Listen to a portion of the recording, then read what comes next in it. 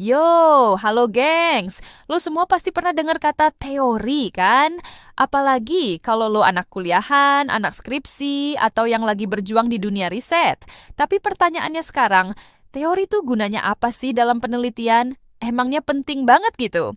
Nah, di video ini kita bakal ngebahas tuntas, pakai bahasa santai, soal kenapa teori itu bukan cuman pajangan doang di awal bab skripsi lo, tapi sebenarnya punya peran yang gokil banget dalam dunia penelitian. Yuk, gaskeun!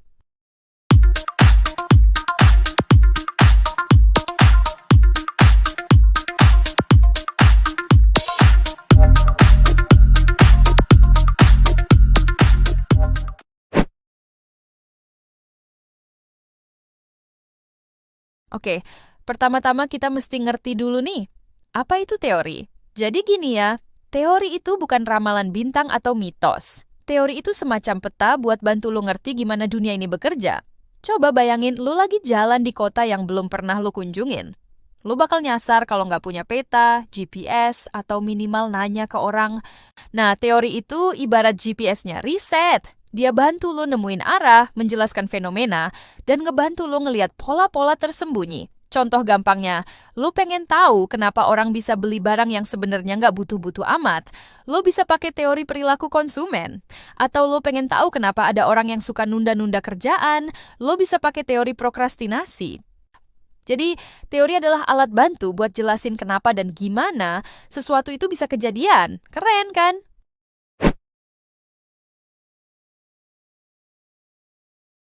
Sekarang masuk ke pertanyaan utama. Apa gunanya teori dalam penelitian? Nih ya, gengs. Ada beberapa fungsi teori yang wajib lo tahu. 1. Jadi fondasi atau dasar. Teori itu kayak fondasi rumah. Tanpa fondasi, rumah lo roboh. Tanpa teori, penelitian lo nggak punya arah. Teori bikin lo nggak asal nebak atau ngarang jawaban. 2. Bikin penelitian lebih terarah. Dengan teori, lo nggak cuma asal ngumpulin data, tapi lo tahu apa yang dicari, kenapa dicari, dan gimana cara ngelihatnya.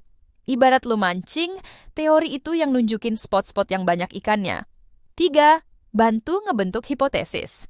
Nah, buat lo yang mainnya kuantitatif atau statistik-statistikan, teori itu penting banget buat ngebentuk hipotesis.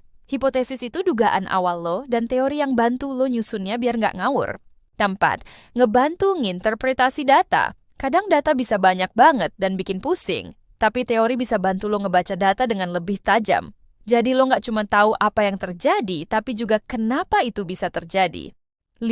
Jadi bahan diskusi atau perbandingan. Setelah lu dapat hasil penelitian, lu bisa bandingin tuh sama teori-teori yang udah ada.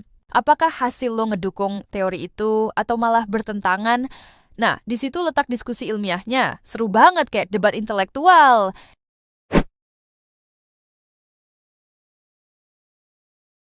Sekarang bayangin lo bikin penelitian tanpa teori.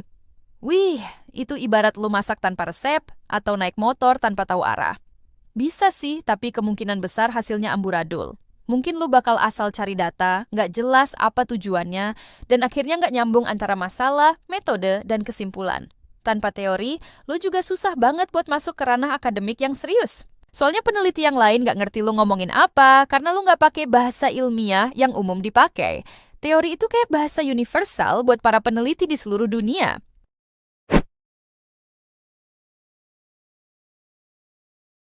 Eits, tapi jangan salah kaprah ya, teori itu bukan sesuatu yang saklek. Teori itu bisa berkembang, bahkan bisa direvisi atau dibantah kalau ada bukti baru yang lebih kuat. Makanya, penelitian lo bisa aja jadi batu loncatan buat ngembangin teori baru atau nyempurnain teori lama. Keren banget kan? Lo bukan cuma jadi pengguna teori, tapi bisa juga jadi penemu teori baru. Oke, biar makin ngerti. Gue kasih contoh ya.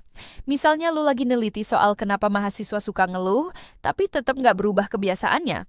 Lu bisa pakai teori planned behavior yang bilang kalau perilaku manusia itu dipengaruhi oleh niat, intention, sikap, attitude, norma sosial, subjective norm, kontrol diri, perceived behavioral control. Dari situ lu bisa nyusun kuesioner yang sesuai, ambil data dari mahasiswa, terus analisis hasilnya. Teori tadi bantu lo ngebingkai semua proses itu biar nggak sembarangan.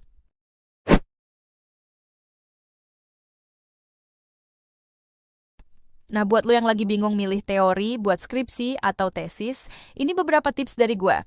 1. Pilih teori yang relevan sama topik lo. Jangan cuma ikut-ikutan senior atau copas dari internet, padahal nggak nyambung sama masalah lo. 2. Pahami dulu teori itu, jangan asal tempel. Lu mesti ngerti konsep dasarnya, variabelnya apa aja, dan bagaimana dia kerja. 3. Cek referensi jurnal-jurnal terbaru. Lihat gimana peneliti lain pakai teori itu dalam studi yang mirip sama lo. 4. Jangan takut gabungin dua teori kalau emang perlu.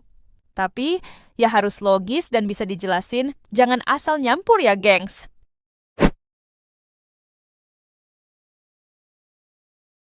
So, kesimpulannya, teori itu penting banget dalam penelitian karena dia bantu lo mikir, nyusun strategi, dan ngasih konteks buat data-data yang lo kumpulin. Tanpa teori, riset lo kayak kapal tanpa kompas, jalannya muter-muter, hasilnya nggak jelas. Semoga lo makin paham dan makin jago risetnya. Jangan lupa share video ini ke teman-teman lo yang lagi stres mikirin teori skripsi. Like, komen, dan subscribe ya. Sampai jumpa di video berikutnya. Ciao!